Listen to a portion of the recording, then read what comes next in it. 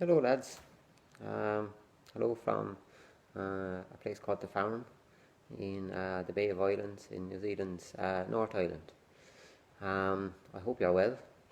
Um, and yeah, I suppose normally when I'm saying hello or posting an update, I do it through Facebook.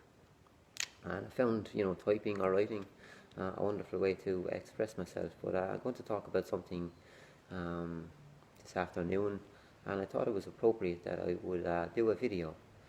Yeah, I'm aware in the last week or so, back at home, it's been the Darkness into Light fundraiser for Pieta House, which work tirelessly for suicide prevention. So it's with that in mind that I'd like to share my own story, I suppose, with the intention of inspiring or helping someone else to share or acknowledge their own story. So it was January this year, while sitting in the first of two silent retreats I'd done recently, that I acknowledged to myself that I actually had some suicidal thoughts, maybe 3 or 4 years ago. And the story goes, I was going out with a lovely girl at the time, whose family were living at the other end of the city.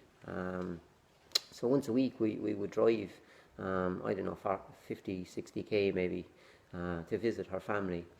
And I suppose, prior to any of these trips, or prior to the moments that I'm talking about, I was displaying signs of tension and stress in other areas of my life, and it began to become almost too much when driving. So while driving on main roads, you would be encouraged to, go 50 miles an hour or more. And it was at this stage then that I would begin to experience sweaty hands, palpitations.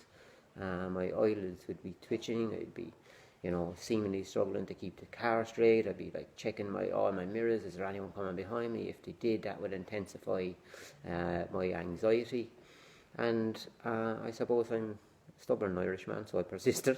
I have determination and resilience, which I got from my mum. But eventually, it just became too much, and I started to be pulling in every maybe mile or 2 miles to try my hands, take a few breaths, try and reset. And at this age, I must say I don't know what would have been going through my girlfriend's head at the time, but I mean, she was so supportive. Used to say to me, look, I know you can do this. Just take a few breaths, relax, drive your own car, don't be driving everybody else's. Yeah, so thank you. She was so supportive at the time.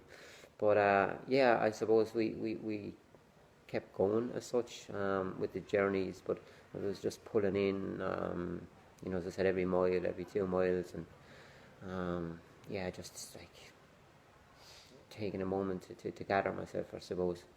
But eventually it became too much, and I gave in, and I said, I'm sorry, I can't do this trip anymore. You'll have to get the bus. I didn't like saying it, but that's just where it was. But while then driving in the car on my own, going to the local seaside town, I would also find myself on one of these, if you'd like to call it a main road, and the same symptoms were there: sweaty palms, palpitations, eyelids twitching, and all this meant frustration for me. At the time, I was probably a practicing perfectionist, and hated not being able to do something, and the frustration basically got the better of me. And there are times while driving on my own, I considered swerving the car across the road to cause an accident to just end this frustration. I never considered doing it with my girlfriend or anyone else in the car, because, looking back, I probably valued someone else's life more than my own. That's my rationale on it. But yeah, while driving the car on my own, I mean, sometimes the urge to swerve the car across the road would become so much, and I would probably, looking back, had maybe so little trust in myself, I would actually take my hands off the steering wheel for a couple of moments, just till the power of the urge went, and then I would take the steering wheel back. and yeah, that's persisted for a while. But over the course of the last few years, we've you know had a good look at ourselves and started to take care of ourselves, be kind and gentle to ourselves, and I'm happy to say now, and in the last few years, I can drive as good as anyone else. But yeah, I don't know whether I said it already, but yeah, it was at a silent retreat in Coromandel this year where I acknowledged those thoughts, and because it's safe to do so.